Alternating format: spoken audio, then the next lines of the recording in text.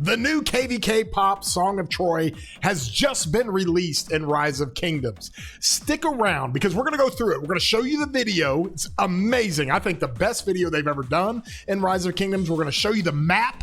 We're going to show you how it sets up. And we're going to talk about all things with the Song of Troy and the Trojan War right here.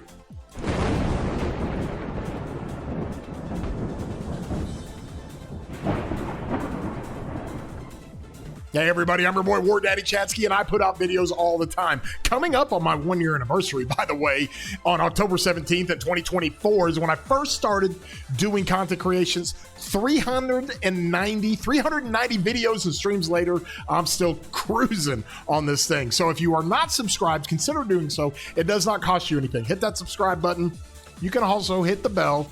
Get the alerts when I put out content like this. This is going to be quick and easy, but it's going to be a lot of fun. This is the Song of Troy, okay? This is the brand new KVK that has come out. And with this KVK, we have got all the fun things that come with it, okay? It goes through here. It talks about all the different things that we do. You have artifacts for Achilles and Hector. At certain points in the Chronicles, you receive an artifact, an exclusive artifact for accessory for Hector and Achilles.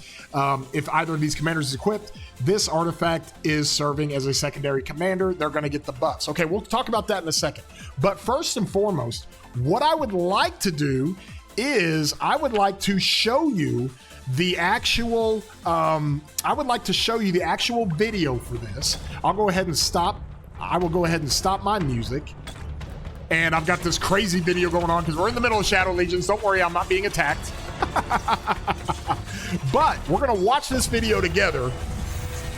All right. Now I've got it up here. Let's go see this video and see what it does. Oh, we got gods. Vanity and a golden apple. Godly vanity and the golden apple. Betwixt Greece and Ilios. Ilios and Greece. Let's go. The Trojan War. Let's go. Achilles, greatest of Greece's heroes. Achilles. On Ilian shores. For a faithful jewel. Dude. Mighty Hector. Achilles looks bad to the bone, y'all. Hector. Let's go.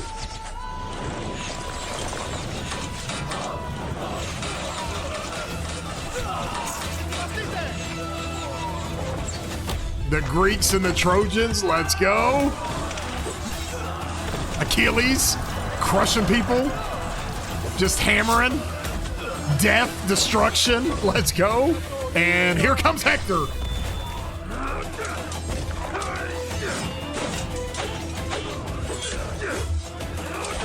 Insane.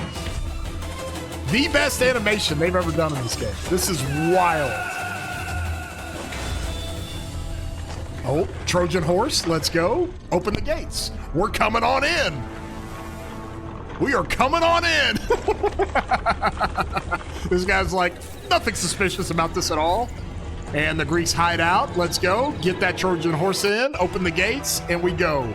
Here it is. Look at it. They got flames on the horse. Crazy. This is what we've been waiting for as a KVK. Now let me come over here and let me turn off the sound, okay? Because I can't stand it sometimes. So sound's back off. And we'll look at this as I'll fire the music back up here. And so when you see this, we're going to talk about a little bit of the mechanics here. I teased it just a second ago. This is the Song of Troy. Sing, O goddess! Sing not only the rage of Achilles, but Agamemnon's vanity and Hector's duty. For when foolish Paris made off with the bride of Menelaus, it was proud Agamemnon who called the Hellenes to war. So basically, here's how it worked. Menelaus and Agamemnon are brothers, okay? They both are kings in Greece. Agamemnon is the supreme king, if you will. And Menelaus' wife was Helen, the face that launched 1,000 ships. That's what she's known for.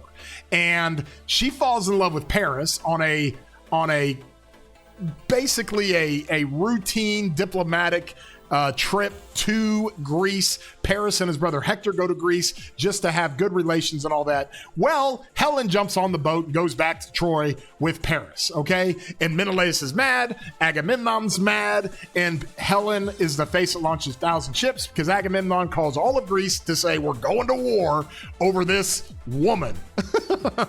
Now, the funny part is a lot of people will say, that is the woman that started the biggest ancient war in the history of ancient wars. Lasted 10 years.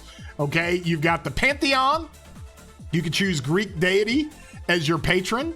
Your chosen patron will provide you unique buffs and skills. The patron skills require sufficient faith. Now we're going to have a currency called faith, and you can cast those skills. As the chronicles progress, you'll have a chance to change your patron. Awesome. You got Trojan horses now. After your camp occupies its Crusader fortress, a Trojan horse will automatically be built. It can be allocated to any alliance in your camp. The Trojan horse can move to any accessible location in Lost Kingdom and turn into a horse. They misspelled there. Not a hose fort, a horse fort. So you have a Trojan horse fort. The horse fort's territory will be counted as valid alliance territory, which means you can teleport on that territory while the fort is being built. We're going to have it's going to make it easier to drop forts. This is going to be great. Each camp have up to 5 Trojan horses or horse forts, okay? You've got an Olympian area. I think this is a lot like Home Gang that we've talked about with King of all Britain. So you're going to have a dueling period. You go into the arena, you dispatch your troops, and the computer controls everything else and will automatically fight each other, just like Home Game. So that'll be fun.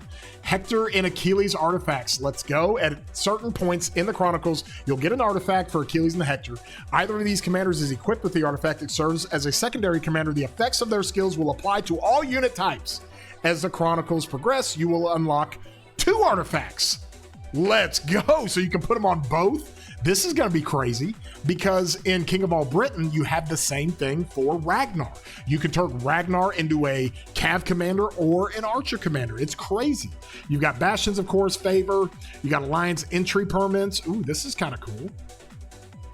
Lost Kingdom starting province. Okay, you've got all that. This is all normal stuff. Okay, so the special content we have over here, crystal mines, working the crystal, resource points, resets, building occupation, and then I'll talk testimonies, all simple stuff that we have. This is the coalition system. We all know that. This is the reward system. We all know that. Everybody competing for the star at the end. And then there's the map. Okay, we're going to read all about this, all right? Because this is... The Trojan War took place in modern day, well, really in Macedonia. It's modern day Asia Minor or Turkey, right? In the Song of Troy, governors and their kingdoms will be grouped into different camps. There's 4 camps. Each camp must contain at least 1 kingdom. In order to guarantee fair matchmaking, the total power of each camp will be automatically balanced by the system. When attacking another governor in your camp, you cannot plunder their resources. We all know that. So you have the camp of Aeolia, okay? In the northern plains of Greece lies the region of Aeolia, or this is what they call Thessaly, okay? The homeland of the mighty Achilles. Under his command, the unfailingly loyal Myrmidons, okay? The Myrmidons were known as Achilles' army. That was his crew, right? And they were bad to the bone. The Myrmidons march fearlessly into battle. So there is your Aeolia, okay? Then there's Dardania.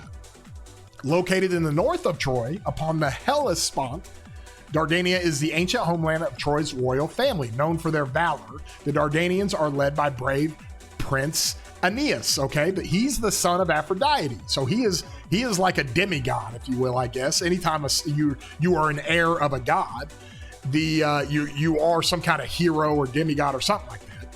And he's a distant cousin of the Trojan princes, okay? The 2 Trojan princes are Hector and Paris, who we talked about. Okay, a little history lesson here for you. Lycia, dotting the southwest coast of Asia Minor, is a loose confederation of wealthy city-states led by the demigod hero Sarpedon.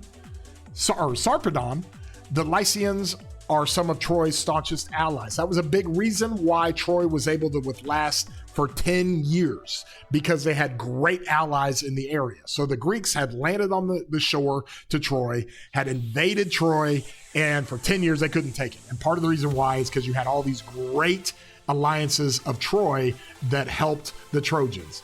And then you have Mycenae, okay? Mycenae is the beating heart of the Bronze Age Greek culture, okay? Mycenae is the unquestioned hegemon of southern Greece. Rich in resources and brave men, the disciplined armies of Mycenae are commanded by King Agamemnon. We talked about him. He's the supreme king.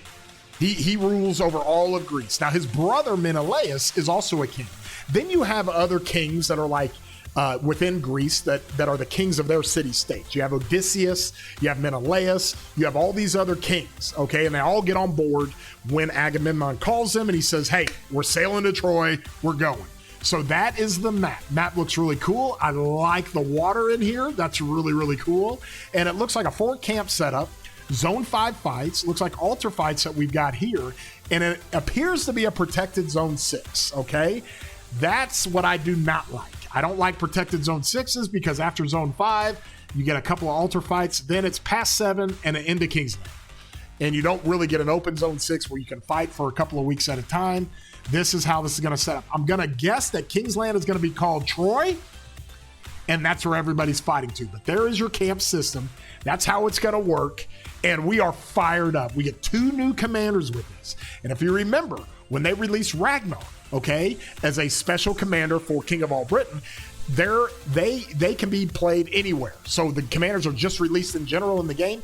Ragnar was so potent, one of the most powerful commanders when he came out. So hopefully we see the same thing with our boys Hector and Achilles. It's going to be interesting to see how they work.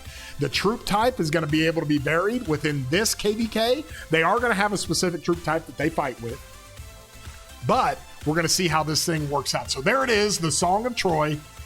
I encourage everybody to go watch the animation. It's amazing. If you guys enjoy these videos, throw a thumbs up on them and like them. I'm pumping out content like crazy and wanted to put something out pretty cool for this particular KVK story that I think is going to be the best. I love it. I think it's the greatest ancient war that ever took place. And so many books have been written about it. Of course, Homer's epics with the Iliad and the Odyssey were written about it. It is awesome. This is what I love about the game. I love history. All right. And I've been begging for Achilles forever. And so this is the matchup we're going to find out. And maybe in 2359, we just canceled our KVK. Maybe we sign up for this. So, you guys, again, if you enjoyed the video, throw a thumbs up on here. We love you guys. Hope you have a great day and enjoy the new content, y'all.